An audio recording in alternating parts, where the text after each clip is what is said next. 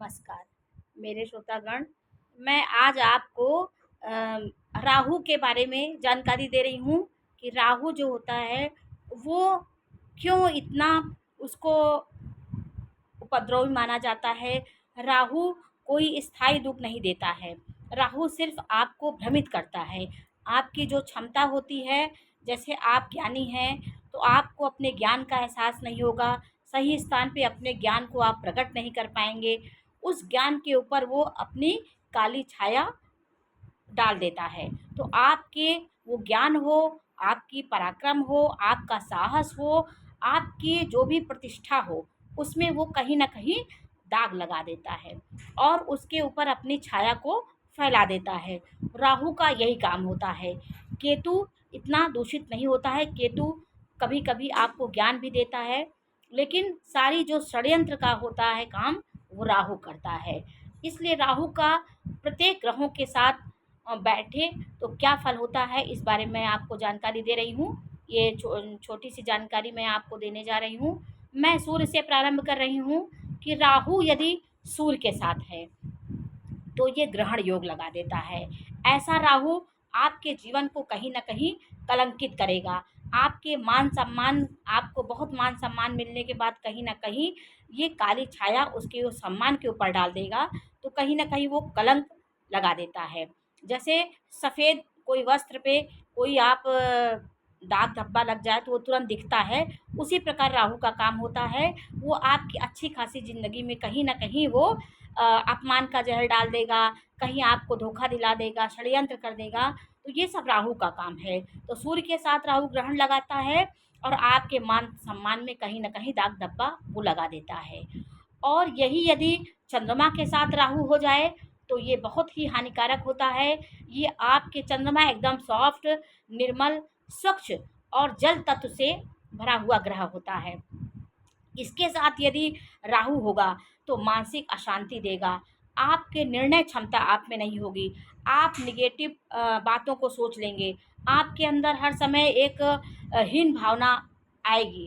तो ये राहु का काम होता है। आपके जो मानसिक शक्ति होती है, काल्पनिक शक्ति होती है और जो ये दयालुता होती है, आपके अंदर कोमलता होती है, इन सब चीज़ों की जो आपके अंदर एक चंद्रमा की क्षमता होती है, उसको राहु अपने छाया से उसको ढक लेता है।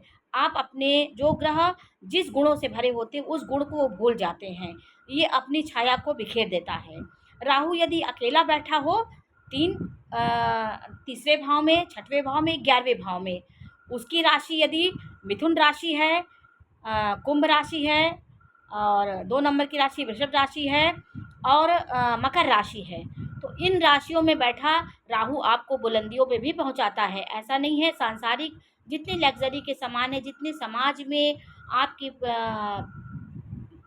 छवि होती है और आपके लग्जरी सामान, आपके धन वैभव और एक आकस्मिक कार्य आपके जीवन में कुछ होता है।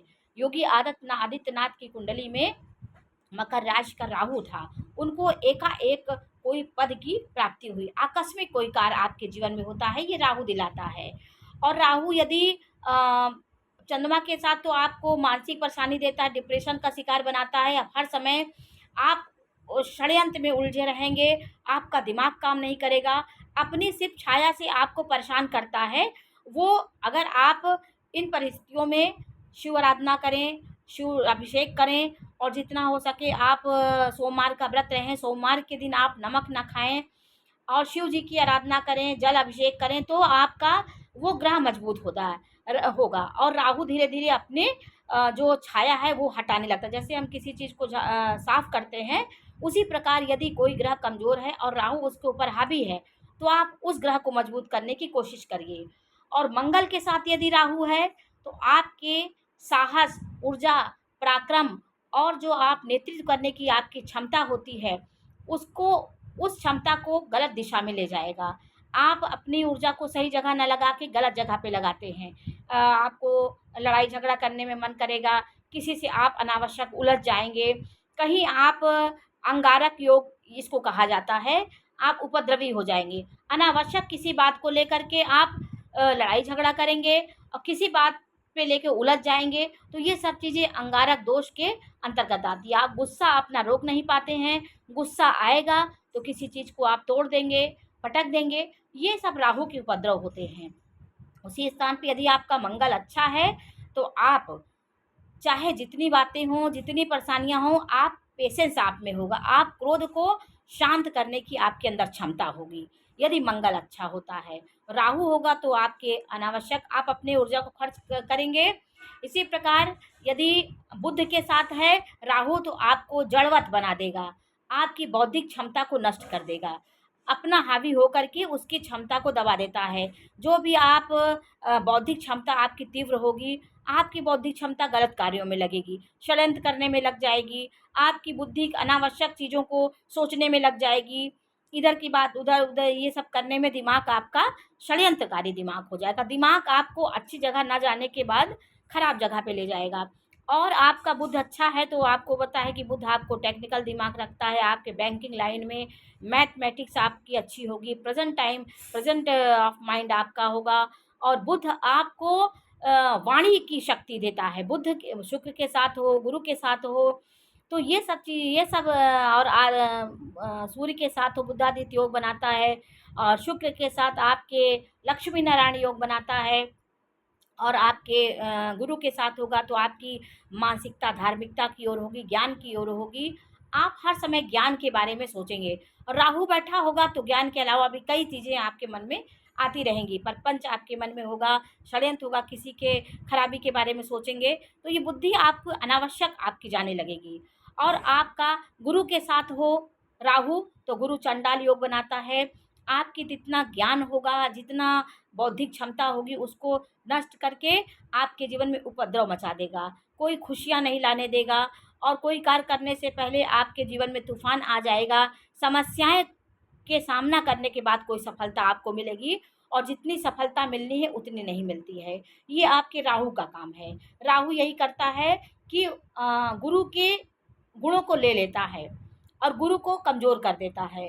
तो गुरु कहीं भी किसी की ग्रह के साथ रहता है तो गुरु का काम होता है सबको अच्छी सलाह देना, अच्छा ज्ञान देना, उसको आगे बढ़ाना। तो राहु के साथ बैठ के भी वही करते हैं। वो गुरु उसकी सारी क्षमता को, गुरु की क्षमता को राहु ले लेता है, तो गुरु बेचारा अपनी क्षमता को खो बैठता है, और आपके जीवन में वो राहु का हावी होकर के उसकी क्षमता को कम कर देता है। शनि के साथ यदि राहु हो गया तो शापित दोष बना देता है, निर्धन योग बना देता है। पग पग पे जीवन में आपकी परेशानी, संघर्ष, नाना प्रकार के उपद्रव आपके जीवन में होते रहेंगे। ये दोष शापित होता है। इसके लिए आपको शनि के मंत्रों का जाप करना चाहिए। पीपल के वृक्ष के नीचे आपको शनि मंत्र का जाप करना चाहिए, और शनि को मजबूत करिए, और पीपल के वृक्ष की आपको 7 परिक्रमा करिए, वहाँ दीपक जरूर प्रज्वलित करिए। आपकी कुंडली में ये सब योग हैं तो आपको इसको करते रहना चाहिए। इससे आपके जीवन में जो दोष राहु का है वो खत्म होता है। तो ये राहु के कुछ ग्रहों के साथ इनके योग हैं, और राहु इसी प्रकार सब ग्रहों के साथ बैठ करके इतना शुक्र के साथ बैठेगा तो आपके चरित्र को कलंकित कर देगा। कहीं ना कहीं आप अच्छे इंसान रहेंगे, कोई ऐसे पड़ाव आ जाएंगे जिसमें आपको ये कलंक का सामना करना पड़ता है। तो गुरु भृगु दोष, इसको गुरु भृगु चंडाल दोष इसको कहा जाता है। शुक्र को भृगु कहा जाता है और चंडाल राहु को कहा जाता है। तो आपको कहीं ना कहीं चारित्रिक दोष भी लगा देता है। आप माया की दुनिया में आपको भटका देता है, और माया में आप बहुत कुछ सोचते हैं, पाते कुछ नहीं है। माया में आपको काल्पनिक, आपको स्वप्निल दुनिया दिखा देता है। तो आप अपने रियल में ना रह करके काल्पनिक दुनिया में जीते हैं, और आप कुछ नहीं पाते हैं। तो ये सब राहु के प्रपंच नेचर है। राहु सब ग्रहों के साथ क्यों ऐसे ऐसे होता है, ये राहु की एक मैंने आपको छोटी सी जानकारी दी। ये जानकारी आपको कैसी लगी हमें अवश्य बताइए। चैनल को लाइक करिए, सब्सक्राइब करिए। मैं इसी प्रकार की जानकारी देते रहती हूँ। नमस्कार।